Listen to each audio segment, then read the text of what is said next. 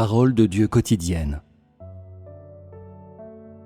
Le vrai visage de Job, vrai, pur et sans fausseté. Lisons ce qui suit. Et Satan se retira de devant la face de l'Éternel. Puis il frappa Job d'un ulcère malin, depuis la plante du pied jusqu'au sommet de la tête.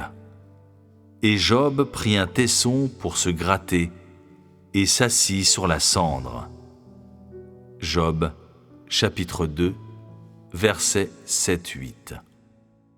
C'est une description de la conduite de Job quand un ulcère malin a couvert son corps. À ce moment-là, Job était assis sur la cendre pendant qu'il endurait la douleur. Personne ne lui a procuré des soins, et personne ne l'a aidé à atténuer la douleur de son corps. Au contraire, il a utilisé un tesson pour gratter la surface de l'ulcère malin. Superficiellement, c'était simplement une étape dans le tourment de Job, et ça n'a aucun rapport avec son humanité et sa crainte de Dieu. Car Job n'a rien dit pour démontrer son humeur et ses opinions à ce moment-là. Pourtant, les actions de Job et sa conduite sont encore une vraie expression de son humanité. Dans l'histoire du chapitre précédent, nous lisons que Job était le plus considérable de tous les fils de l'Orient. Ce passage du second chapitre, par contre, nous montre que ce grand homme de l'Orient devait prendre un tesson pour se gratter en étant assis sur la cendre. N'y a-t-il pas un contraste évident entre ces deux descriptions ? C'est un contraste qui nous montre qui est vraiment Job.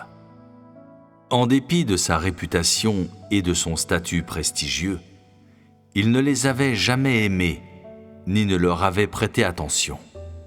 Il ne se souciait pas de ce que les autres pensaient de sa réputation, et il ne s'inquiétait pas non plus de savoir si ses actions ou sa conduite auraient quelque effet négatif sur sa réputation. Il ne se livrait pas aux richesses du statut, ni ne jouissait de la gloire qui venait avec le statut et la réputation. Il se souciait seulement de sa valeur et de la signification de sa vie aux yeux de l'Éternel Dieu. L'être vrai de Job était son essence même. Il n'aimait pas la gloire et la fortune, et ne vivait pas pour la gloire et la fortune. Il était vrai, pur et sans fausseté. La séparation de l'amour et de la haine par Job. Un autre aspect de l'humanité de Job est démontré dans cet échange entre lui et sa femme. Sa femme lui dit : « Tu demeures ferme dans ton intégrité.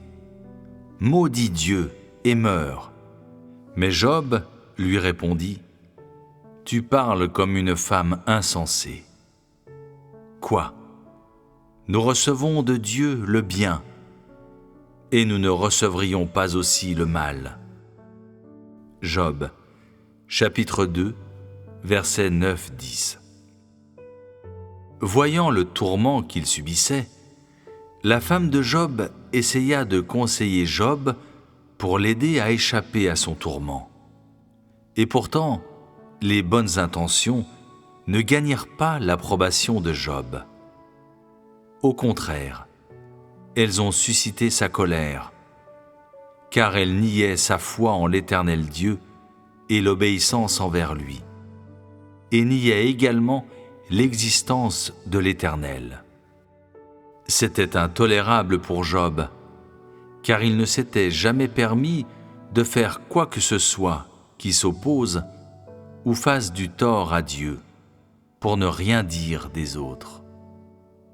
comment pouvait-il rester indifférent quand il voyait les autres dire des mots blasphématoires et abusifs contre Dieu? Ainsi, il appela sa femme une femme insensée. Envers sa femme, Job avait une attitude de colère et de haine, ainsi que de reproches et de réprimandes. C'était l'expression naturelle de l'humanité de Job qui différenciait l'amour et la haine. Et c'était une représentation fidèle de son humanité droite.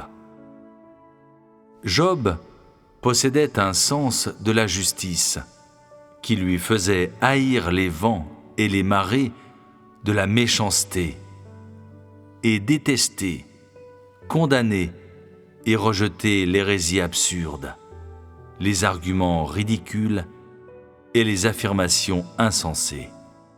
Il lui permettait de rester fidèle à ses propres principes et ses propres points de vue qui étaient corrects, alors qu'il avait été rejeté par les masses et abandonné par ceux qui étaient proches de lui. La bienveillance et la sincérité de Job. Dans la conduite de Job, puisque nous pouvons voir l'expression de divers aspects de son humanité, que voyons-nous de l'humanité de Job quand il ouvre la bouche pour maudire le jour de sa naissance? C'est sur ce sujet que nous allons partager maintenant. Plus tôt, j'ai parlé des origines de la malédiction du jour de sa naissance par Job. Que voyez-vous en cela? Si Job était insensible et sans amour, s'il était froid et sans émotion et dépourvu d'humanité, aurait-il pu se soucier du désir du cœur de Dieu? Et aurait-il pu maudire le jour de sa propre naissance comme résultat de son souci du cœur de Dieu? En d'autres termes, si Job était insensible et dépourvu d'humanité, aurait-il pu être bouleversé par la souffrance de Dieu? Aurait-il pu maudire le jour de sa naissance parce que Dieu avait été lésé par lui? La réponse est absolument pas. Parce qu'il était bienveillant, Job se souciait du cœur de Dieu. Parce qu'il se souciait du cœur de Dieu, Job sentait la douleur de Dieu. Parce qu'il était bienveillant, il souffrait un plus grand tourment dû à son sentiment de la douleur de Dieu. Parce qu'il sentait la douleur de Dieu, il commença à haïr le jour de sa naissance et maudit ainsi le jour de sa naissance. Pour ceux de l'extérieur, la conduite entière de Job pendant ces épreuves est exemplaire. Seule sa malédiction du jour de sa naissance met en question son intégrité et sa droiture, ou fournit une évaluation différente. En fait, c'était l'expression la plus vraie de l'essence de l'humanité de Job. L'essence de son humanité n'était pas cachée ou entortillée ou révisée par quelqu'un d'autre. Quand il a maudit le jour de sa naissance, il a démontré la bienveillance et la sincérité au plus profond de son cœur. Il était comme une source dont les eaux sont si claires et si limpides qu'on peut voir le fond.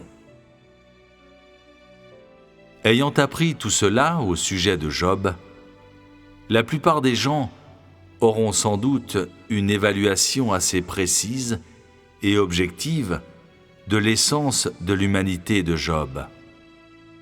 Ils devraient également avoir une compréhension et une appréciation profonde, pratique et plus avancée de l'intégrité et de la droiture de Job dont parle Dieu.